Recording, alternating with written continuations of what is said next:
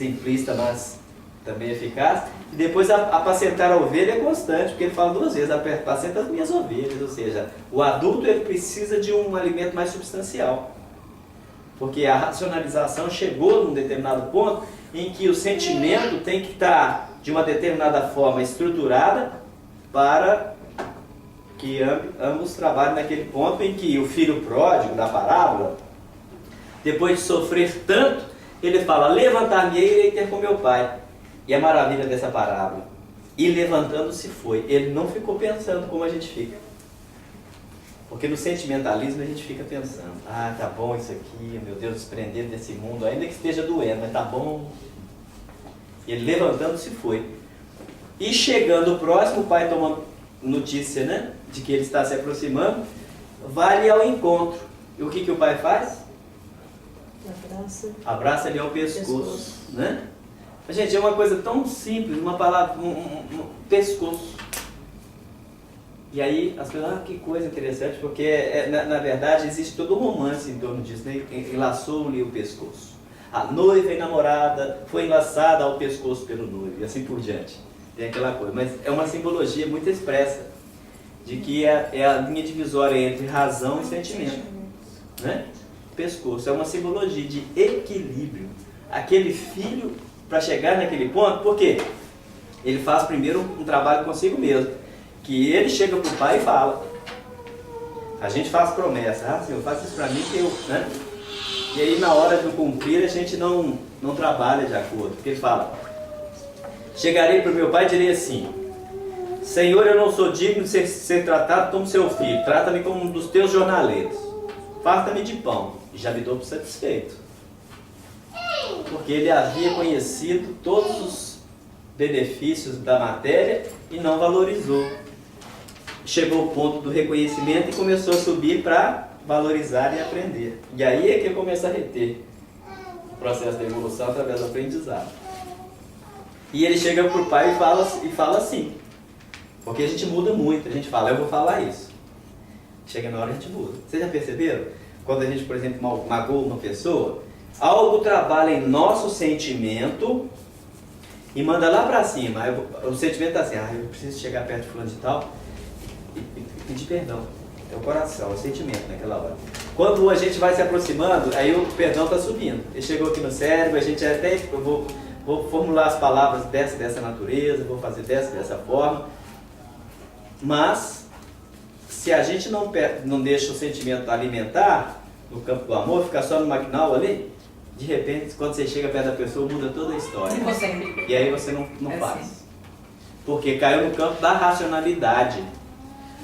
O racional é muito importante.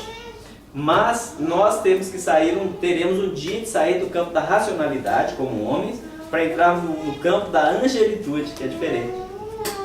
Todos nós haveremos de chegar nesse ponto. Mas se a gente estiver administrando o racional com o sentimento, já está bom. Já está bom. Mas nós vamos chegar nesse ponto ainda. Então, o pai reconhecendo a essência, porque Deus conhece o quê? As tentativas. A intenção.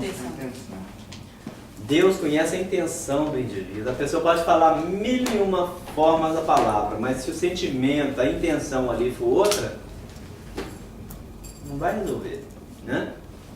Então, o pai vendo a intenção do filho, que foi sincero, que aprendeu. Gente, isso é maravilhoso. Essa parábola representa a evolução de cada um de nós. Essa é a parábola do filho pródigo, na verdade é a parábola do indivíduo. Parábola do Filho de Deus. Nem todos passaram por ela. Por exemplo, Jesus não passou por essa questão. E alguns espíritos fizeram a evolução em linha reta, segundo Emmanuel. A maioria de nós caímos. A maioria. Alguns fazem a opção desde o princípio por seguirem o caminho do bem. E eles erram. Porque errar é normal no processo da evolução. Mas eles não pecam, porque pecar é reincidir no erro. Toda vez que a gente faz uma coisa que a gente sabe que a gente está fazendo errado, a gente está pecando. E às vezes é gostoso pecar. Porque a gente já está acostumado naquilo. Mesmo que a gente sabe que ele vai trazer uma consequência de dor e sofrimento no futuro. Mas existe uma coisa ainda que é alimentada. Mas, se já existe a consciência, já está bom. Porque o dia que chegar o dia de pagar, a gente vai pagar com consciência também. Olha, não posso reclamar. Levantar-me-ei e irei ter com meu pai. Agora, dependendo da intenção, não vai ser bem o pagamento da forma que se pensa não. Porque nós é que somos assim. A gente cobra no mesmo peso da moeda, na mesma medida, no mesmo valor. Deus não. A lei divina é diferente de amor. É de acordo com a intenção e com o recurso que a gente já tenha trabalhado. Né? E aí o que diz aqui?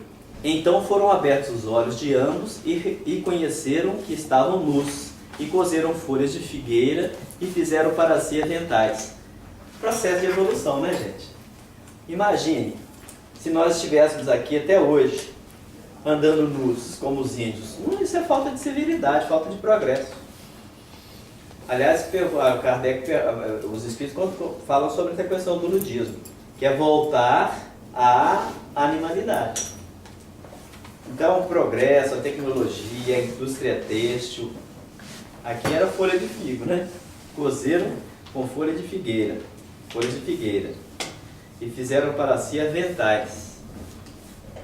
Na verdade, é cobrir, é dar como que uma proteção à questão da sexualidade. Já chegou aqui num momento de equilíbrio. Já não está se vivendo tanta animalidade do primário, naquele tempo.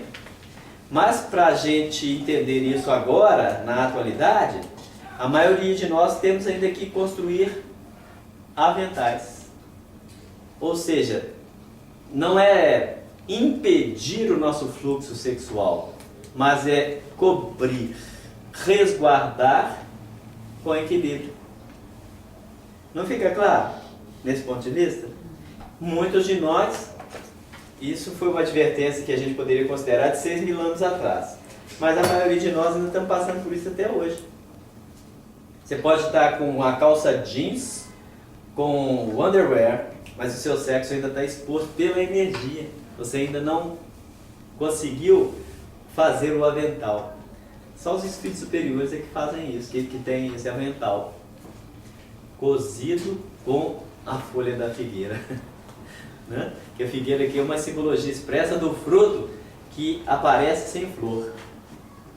Todos os frutos passam pela floração. A uva e a figueira não passam não, existem outros com certeza. Mas, por exemplo, quando você vê na parreira umas florzinhas, aquela florzinha já é o fruto. Já é o fruto. A figueira é a mesma coisa, quando você vê aquele frutinho, aquela florzinha, já é o fruto. Não passa pela floração. Então, é um ser que não dá tempo nem para florir mais não, porque as flores às vezes podem confundir na ilusão, então vai dar o fruto logo. Então, trazendo esse exemplo aqui para Nova York, você vê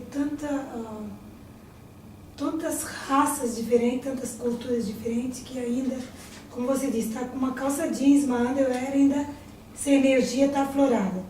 Essa energia está aflorada, quem olha também e fica nessa imaginação. É a sintonia. E a quem está trazendo esse corpo que, embora coberto, está desnudo. Uhum. Isso é para os dois. É porque a sintonia é da ressonância. A pessoa sintonizou com aquilo que ela está envolvida naquilo. E aquele que está tentando despertar porque está querendo realmente chamar a atenção. Entendeu? E às vezes a pessoa está coberta. É a energia da sedução. Mas aí quando o indivíduo não tem essa intenção, ele está discreto, vestido discretamente. Tem seu discreto, vestido discretamente. Tem seu comportamento discreto. A beleza e a superioridade também faz isso. Atrai. Os espíritos, é claro.